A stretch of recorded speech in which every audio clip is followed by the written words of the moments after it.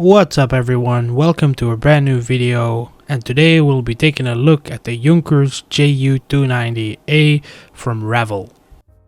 Now, as soon as I saw this plane appear on my social media advertisements, I just knew I had to get it. And the reason for that is of course that this is my all-time favorite World War II plane ever. And this airplane is one of the first airplanes I ever built in my journey as a scale modeler. I will talk a bit more about that later, but for now we're just gonna have a quick look at the new box and the new edition of this beautiful plane. Now here you can have a quick look at the lore behind this aircraft, and you can read or find out that it actually was more of an experimental plane, like the kind of like a Wunderwaffe type beat. And in this kit you can actually build two different versions. You can build the one that's pictured here, and then also like a sea reconnaissance plane variant, if I'm not mistaken. Now we've looked at the box art long enough, it's time to take it out the box. And as soon as I opened it up, I could see that this plane was absolutely massive. Good thing though that the sprues are looking nice and clean, but yeah, the size of this thing is incredible. Now for me the most important part of any kit really is the instructions. I know it sounds weird, but if the instructions are bad, for me it's a sign that the rest of the kit will be bad too. Oh, and here are the decals, we will have a quick look at those. And as you can see, they look absolutely beautiful. The US decals with the alles kaput lettering, nose art I guess you would call it, it just looks incredible. I have no idea what version I will do, because I do like the alles kaput nose art, but I don't want to use the US decals. And those decals are in there, by the way, because they flew it actually from France to the US and they broke a record or something, I don't know, it's in the instructions, I'll tell you guys about it later. But yeah, flipping through the pages, I'm looking at the quality of the instructions, the illustrations, how clear everything is, and I see immediately that the options are not that clear. Like I mentioned earlier, you have two different versions of this plane that are in this kit. And here you can see just two silhouettes of a plane with a question mark, and that's how you're supposed to figure out which option you are supposed to go with to get the version that you're building. To me, this is not intuitive at all, and it's definitely going to cause a lot of confusion, even for me. And also the colored illustrations, I'm not sure if I like it. I mean, I do like it in some parts, but I feel like they should stick with one theme and stay with it instead of this weird. They start with doing the colored illustrations in the beginning, and then you flip a few pages, and then all of a sudden it's just black and white. I don't really get what's the point of this. It seems like it's a very lazy job when they were designing this, and it just doesn't really feel nice, because this is a re-released kit. So it would be nice if they at least took some time to properly redesign everything, make some new illustrations and stuff like that. But to me it just seems like they kind of ran it through a program or something, or even AI or some stuff like that, and it didn't do everything, and now you're left with this weird mix of old and new instruction manual, and it's very weird to me, and I don't like it at all, because like I said, it feels like they're kind of cheaping you out in a way. I don't know how better to say it. They're kind of robbing you, because obviously it's not a new phenomenon that these companies repurpose these old toolings and put it in a new box, and they're like, oh, we got a new set. That's nothing new, but I feel like at least with previous old toolings that I've had that came in a new box, at least they updated the instructions and everything like that. Now here you can see it actually says that this aircraft was flown on the 9th of July in 1945 across the Atlantic from Le Bourget, France to Freeman, Indiana, USA by Colonel Watson and his crew, breaking the old record by 1 hour. So that's pretty interesting lore, and it's nice to have little Easter eggs like that scattered along the booklet. Now let's take a closer look at the rest of the kit and just judge the quality instead of just the booklet.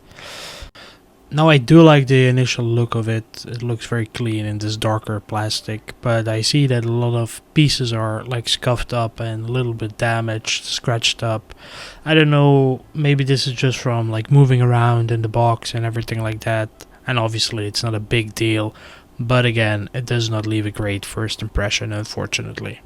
Now this is a sprue that has that special guided bomb.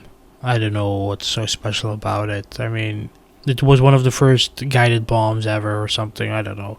It's interesting that it comes with this kit though. And then this is the rest. You have the engines and everything like that. And it does look very nice. You have a little gun there.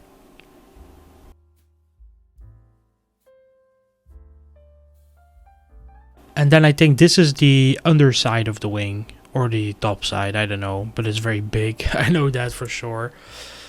I will measure it now, and I'll tell you guys how big it is actually. Let me see. It is 27 centimeters long. That's a very big wing for a plane in 1/72 scale. Jesus.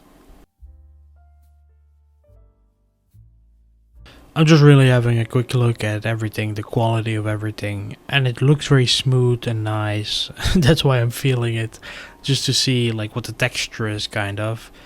And I have to say it's not bad, but it does feel brittle or something in a way. I don't really know. And then at the Rebel factory, I think they had a surplus of plastic because these sprues have so much flashing. It is absolutely insane. But yeah, here's a quick look at the length of the fuselage, which is about 37 centimeters, which again, for a 1/72 scale plane, that is insanely big. I mean, Jesus, this thing is gonna take up half of my room by the time I'm done with it. But anyway, the rest of the kit looks nice. It looks pretty detailed, I have to say, considering it is a retooling. It's pretty nice. And these pieces were just loose in the box when I opened it. So that's never a good sign, you know.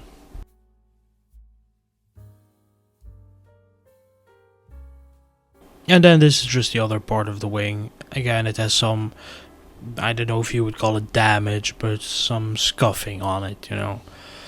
Not the end of the world, but it is something I noticed. And then this piece, it looks very nice to me. I don't know why.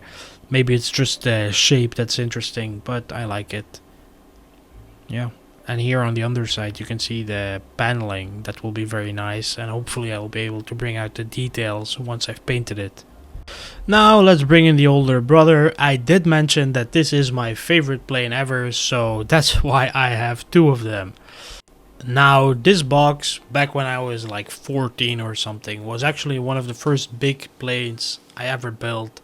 And this box just holds such a big place in my heart for modeling. And that's why I hunted it down on eBay at the beginning of the year. And I bought it for over twice the price of the one that I just bought now. Here you can see it is from 2009. That is incredibly old.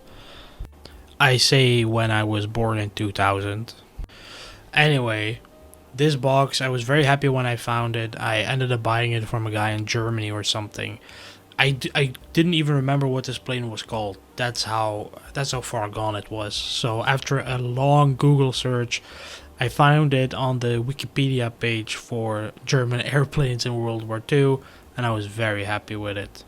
Here's a nice side-by-side of the planes, and I'm playing with the light a bit so you can get a better look. I don't really know what I'm doing, but I thought it was funny to include this in the video as well. Okay, now back to business. Unfortunately, in this kit, because it was second-hand and pre-opened, some parts of it were loose in the box when I opened it back in the beginning of the year, so that's a shame, but whatever. I'm just happy I got the kit. Now, taking a closer look, I can see that this plane or this plastic has the exact same scuffs as the new one, so I guess it's just normal.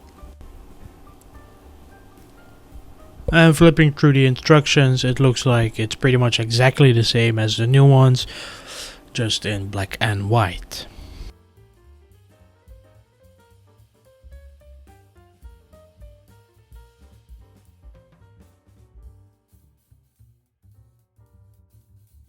Here is the decal sheet from the previous version. At least you can see that... Wait, why?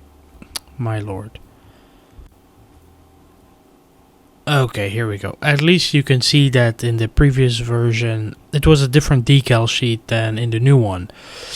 I think you get more options or more decals on this part, but honestly I'm not able to tell what they decided not to include with the new sheet. So yeah, this one looks good as well. I don't really have anything to say about this. And even when I was filming this, I've just kept finding pieces of the kit that broke off the sprue and that were just traveling around. And thankfully I had this little bag that came with the kit. Actually, the previous owner, they put the loose pieces in that bag. So yeah, I don't think I will ever build this kit actually. I think I'm just gonna keep it like this, because when I took a close look at it, it seems like there are quite a few pieces missing. And since this is the old one, I think I just want to keep it as a collectible kinda. Not that I think it will be valuable, but just a collectible for me. I did come across this cozy looking chair floating around, and I thought it was worth showing off.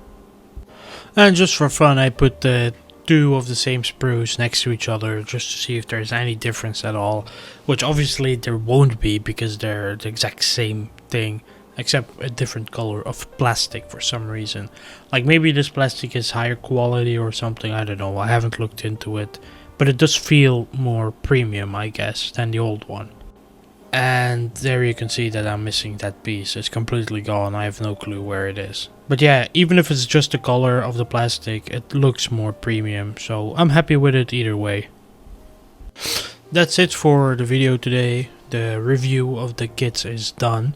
I hope you found it somewhat interesting. Make sure to leave a comment letting me know what you think about these kinds of videos, because I'm still trying to figure out what I like to make, and I'm just pointing at these planes because they used to be what I looked at when I built this kit.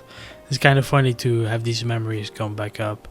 But yeah, either way, like I said, the videos, I don't really know which ones I should be making, so let me know in the comments and I'll catch you guys the next time.